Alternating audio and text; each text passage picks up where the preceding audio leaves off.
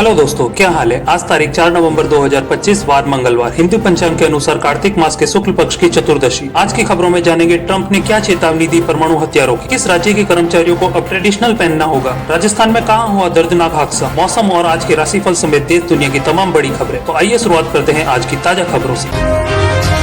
राजस्थान में फलोदी के बाद अब जयपुर में भीषण हादसा, बेकाबू डंपर ने 1 दर्जन वाहनों को रौंदा, 13 लोगों की मौत। राजधानी जयपुर के हरमाड़ा इलाके में सोमवार दोपहर एक भयानक सड़क हादसे ने पूरे क्षेत्र को दहला दिया। लोहा मंडी रोड नंबर 14 पर तेज रफ्तार डंपर ने 300 मीटर तक बेकाबू होकर 10 गाड़ियों को रौंद दिया, जिससे मौके पर 13 लोगों की मौत हो गई और 15 से अधिक घायल हो गए। इनमें से 8 लोग गंभीर है। हादसे की भयावहता का अंदाजा इसी से लगाया जा सकता है कि टक्कर के बाद गाड़ियां परस्पर टकराकर क्षतिग्रस्त हो गई और सड़क पर चीख पुकार मच गई। पुलिस अधिकारियों ने बताया है कि डंपर चालक को हिरासत में लेकर पूछताछ की जा रही है। प्रारंभिक जांच में ये बात सामने आई है कि डंपर के ब्रेक अचानक फेल होने से हादसा हुआ।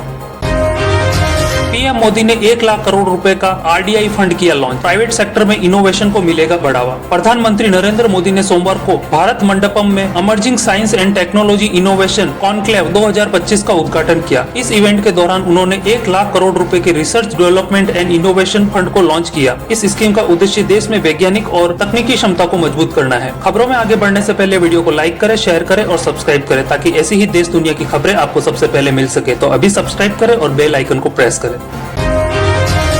पाकिस्तान कर रहा अंडरग्राउंड न्यूक्लियर टेस्ट, ट्रंप ने शहबाज मुनीर की खोली पोल। अमेरिका के राष्ट्रपति डोनाल्ड ट्रंप ने दुनिया को चौंका देने वाला खुलासा किया। ट्रंप ने दावा किया है कि पाकिस्तान गुपचुप तरीके से अंडरग्राउंड न्यूक्लियर टेस्ट कर रहा है। उन्होंने कहा है कि पाकिस्तान के प्रधानमंत्री शहबाज शरीफ और army chief general Asim Munir इस पूरे ऑपरेशन में शामिल है। ट्रंप ने कहा है कि अमेरिकी खुफिया एजेंसी के पास इस बात के ठोस सबूत है कि पाकिस्तान अपने पुराने परमाणु ठिकानों को फिर से सक्रिय कर रहा है। उनकी इस बात से वैश्विक स्तर पर हलचल मच गई है। भारत और अमेरिका की सुरक्षा एजेंसियां इस दावे की गहराई से जांच में जुटी है। विशेषज्ञों का कहना है कि अगर ये सच साबित हुआ तो दक्षिण एशिया में परमाणु अस्थिरता को और बढ़ा सकता है।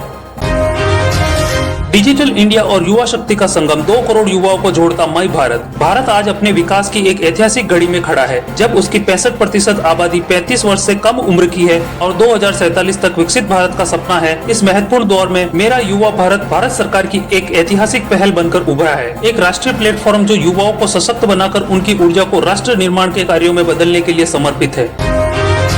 पीएम मोदी ने तेलंगाना बस हादसे पर जताया दुख, पीड़ित परिवार के लिए सहायता राशि की घोषणा। प्रधानमंत्री नरेंद्र मोदी ने तेलंगाना के रंगारेड्डी जिले में हुई भीषण सड़क दुर्घटना पर गहरा दुख व्यक्त किया। उन्होंने घायल लोगों के शीघ्र स्वस्थ होने की कामना भी की। इस दौरान प्रधानमंत्री ने प्रत्येक मृतक के परिवार को प्रधानमंत्री राहत कोष से 2 लाख रुपए और घायलों को 50,000 रुपए की सहायता राशि देने की घोषणा की। आपको बता दें कि रंगारेड्डी जिले में हुई बस और ट्रक की टक्कर में अब तक 20 लोगों की मौत हो गई और कई अन्य घायल हो गए। हादसे के समय तेलंगाना राज्य सड़क परिवहन निगम की बस में लगभग 70 यात्री सवार थे।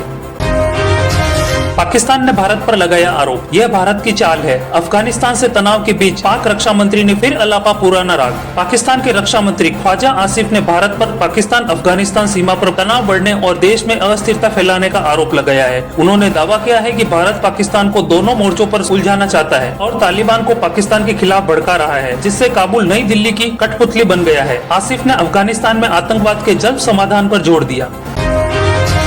अब कर्मचारियों को हफ्ते में 1 दिन ट्रेडिशनल पहनना अनिवार्य है। सिक्किम राज्य सरकार ने ड्रेस कोड को लेकर जारी किया नोटिफिकेशन। सिक्किम में हर गुरुवार को दफ्तर में पारंपरिक परिधान की चमक दिखेगी। सरकार ने सरकारी कर्मचारियों के वर्क डे की घोषणा कर दी है। माना जा रहा है कि राज्य के समृद्ध सांस्कृतिक विरासत को इससे नई ऊंचाई मिलेगी।